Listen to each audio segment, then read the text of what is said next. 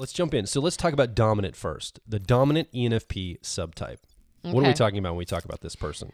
So dominant ENFPs are kind of what you expect from the word dominant. They're confident, entertaining, they're relatively quick decision makers. I don't know if ENFPs ever think of themselves as super quick, but they're relatively quick.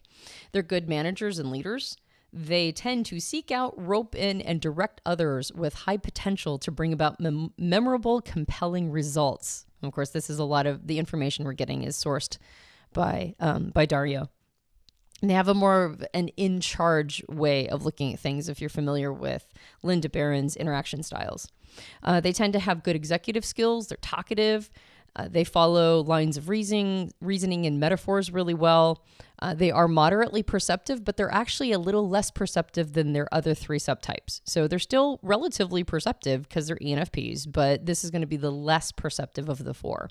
And one of the reasons why is because they're in charge, right? They're a little bit more moving things forward and getting things going and making it so that they're directing traffic as opposed to leaning back and observing.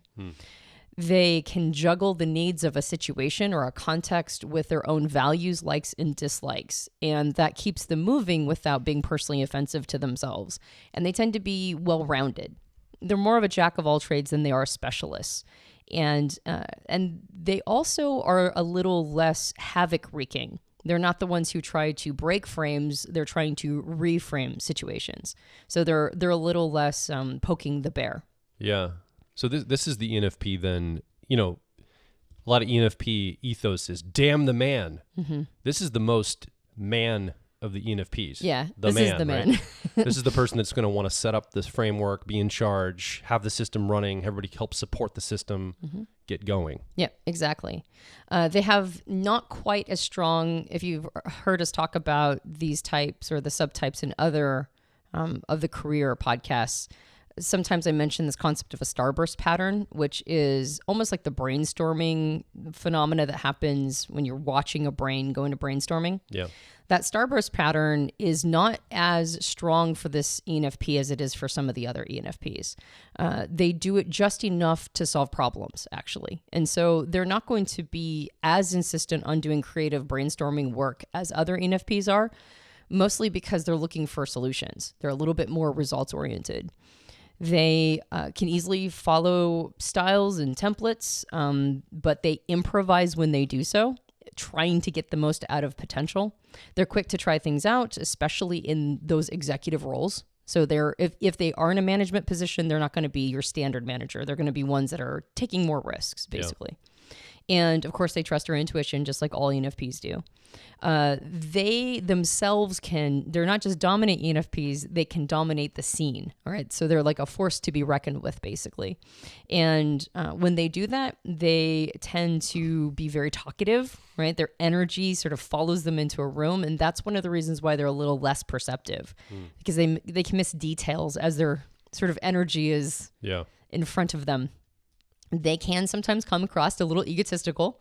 They can come across maybe not as smart or ethical as they think they are, in part because of that, that willingness to sort of leap, that willingness to take charge. Yeah. And so sometimes it's good for a dominant ENFP to learn some of those receptive skills, right? So that they can come across the way that they want to come across. And they are incredibly persistent with an ability to bring excitement to everything. And so they can get people on board, mobilized, herd cats, right? They can get them going a direction that holds a real vision. Yeah. And so they're exciting people. And they tend to be the ENFPs that are the most conventionally rewarded, meaning that they tend to find success, right? They're that force to be reckoned with, and they usually can capitalize on that. A big sign of their character is if they're willing to share praise, right? So if they do something big and other people have helped them and they're willing to, sort of spread the credit around, it's a sign of character. Yeah. So I definitely, when we talk about creative, will identify a lot with the creative. But I think there's moments, and then we're going to talk about this too, just because you're an ENFP and you maybe identify with one of these doesn't mean you can't lean into others. I think I lean into this one personally.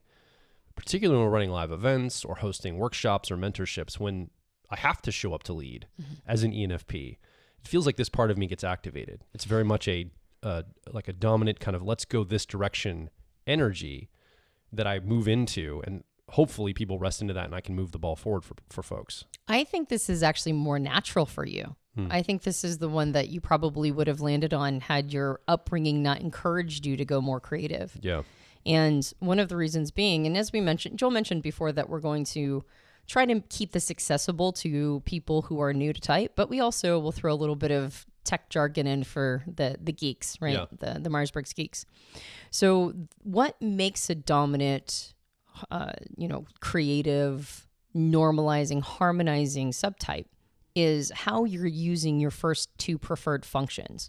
So for ENFPs, that's extroverted intuition. We call it exploration as a dominant or driver, and introverted feeling, or what we call authenticity, as a co-pilot or auxiliary function. And this is how you learn information using your driver or that exploration process, and you make decisions with authenticity. Right, exactly. So each of the cognitive functions can be used in a more focused way or in a more diffused way. So that focused way is a more assertive energy that tends to push out.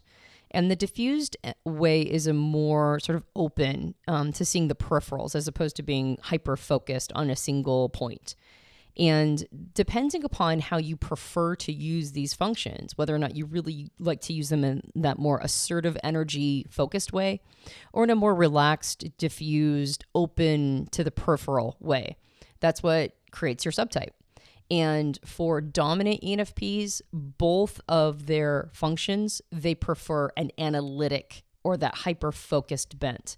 So the dominant type, both their functions, like their preferred functions, are very assertive. It's an energy that's focused, going out, tends to be very certain, right? Yeah. And so that's what creates that dominant energy. And then from a neurotransmitter standpoint, we talked about that. The preferred chemical is testosterone.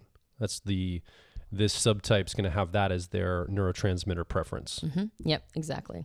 Okay. All right. So you want me to get into the careers? Let's go over to careers of the dominant, yes. And then we'll jump into creative after that. So careers that might suit a dominant ENFP. Now remember, this is not a comprehensive list. It's just like the kinds of things. It should give you an idea of what would suit this style of ENFP. Marketing director, human resources manager, public relations manager, business consultant, project manager, sales manager, lots of managers, event planner, entrepreneur, talent agent, corporate trainer, nonprofit director, advertising executive, motivational speaker, life coach, or television or film producer. So all of these capitalize on that confident, entertaining, quick decision-making that allow them to direct and manage other people. So it's that more assertive energy. Let's talk about mistypes, though, because I'm expecting this type, especially because it plays so nice in systems, hierarchical systems.